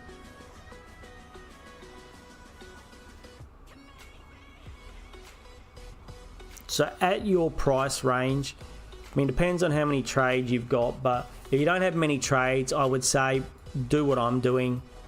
Go to McRae. You know he can score big on his day. He'll provide you coverage to the end of the season. So you got Gordon over Green. You got Green over Gordon. You went Gordon over Green last week. You got Green. Yeah, you wish you went. Yeah, so I mean, like I said, if I had a little bit more, I might forego the the coverage. For me, if you do what you want to do, Corey, but if I had your team, I'd be going McRae with only 3 trades, because that'll leave you 2 trades. And you'll have some coverage if Bailey Smith is a laid out, if one of these guys gets injured, because at the moment, if that happens, you're a little bit screwed. Where at least you've got some coverage in the. I mean, it's not great, the 2 boys you've got in the midfield, but at least you've got some coverage. You'd be able to do what I plan to do. Say Bailey Smith's another laid out. Swing McRae forward, Bailey Smith on the bench, put one of these rookies on, and hope at least they get you a score, and that'll, maybe, if one of your players get concussed in something in the first 5 minutes, at least that score will count. Or you could just risk it to win the biscuit.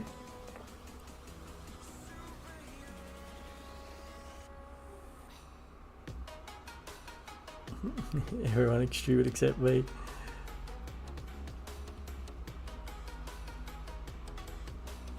Yeah, Paris, we talked about it. We did talk about it. We mentioned it. We looked at him. We mentioned it. We definitely talked about the potential of him being a great bench cover type player at that price.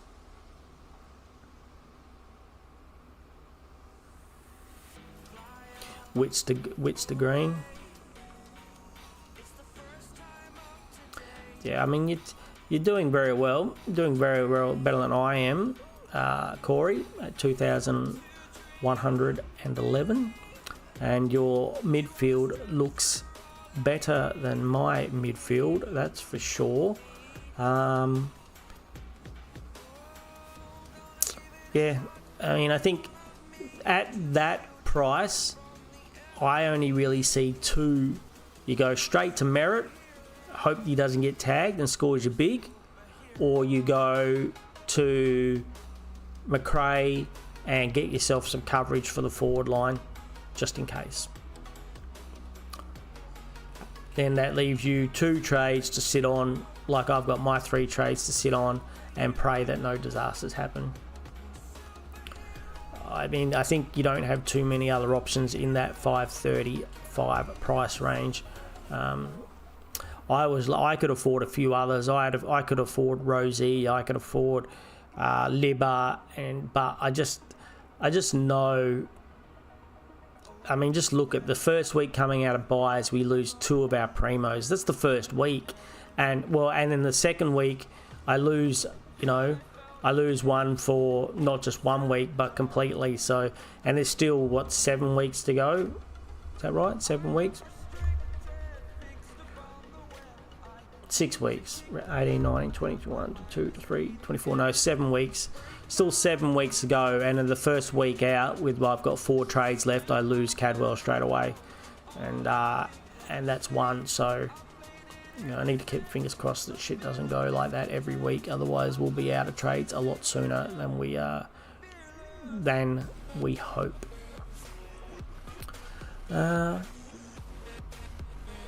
But keep up the good work, mate. You're doing well.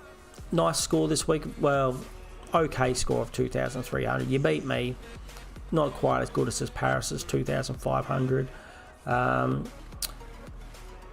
Any thoughts on your captain, vice captain choices for yourself this week, buddy?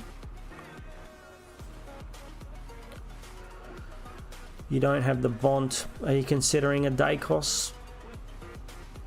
I think Rosie is a sneaky captain choice against the Eagles. I think Rosie's going to carve us up. He's going to carve us like a Sunday roast. Dacot into the Rosie. The Rosa. Yeah, I think that seems. I think if I had your team, I'd be doing that exact same thing. I only wanted my team. I'm tempted to try Bont. Bont doesn't have a great record. Oh, Supercoach shat itself. Nope, it's back. Bont doesn't have a great record against Adelaide. 119, 112, and 88. I don't know why that is. He doesn't have a great record against them. And Butters doesn't have a great record against the Eagles, but I can't see Butters not destroying the Eagles. Like, at 117, 94 and 58, but how does Butters not just... He'll be the best midfielder on the ground by a mile. By a country mile. How, unless they get someone to run a hard tag with him, and we haven't really got any... We've got people who do tag, but not really hard tags. So I don't see how Butters doesn't score 1,000,000 points this week. And Rosie, I think running off that back line and through the midfield, and I think Rosie goes bigger than Butters. I think Rosie gets a massive 150. A 150. I think he goes big this week. Well, I think we've had a pretty good chat this week, crew. Don't forget to like and subscribe and leave me a comment down below. Is there anything else you guys want to chat out there? Brian, Paris, Corey, thank you so much for being here. Really appreciate you guys coming and hanging out with me and having a bit of a chat.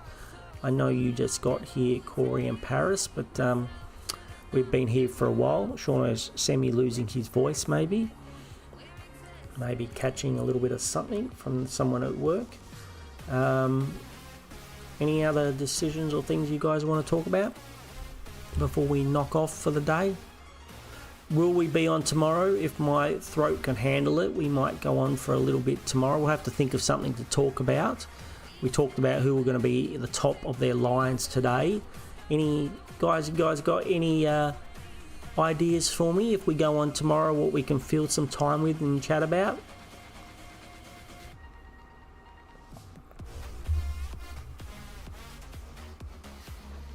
I think a lot of the trading this week is pretty simple, like you guys, Paris, like you.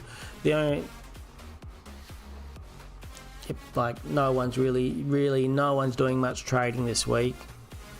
Next week you got a couple of those cheapo rookies, but I still then, even though they might help me, I don't think I'll be trying finding team lineups. Yeah, Paris, we kind of did that today earlier on. So we went through and we talked about who the best were going to be come the end of the season in their line. So if you're bored later on, you want to go back and watch what we discussed, me and Brian, earlier on today. We went through everything, went through the defenders, the midfielders, rucks, and the forwards, who we thought were going to be the top of their lines for the end of the season.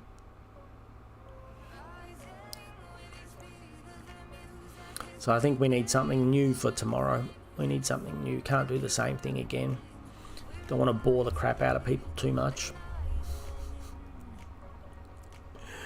Well, we've got the X pinned up there. We've got me X. You can go and follow me on X if you've got anything you want to discuss.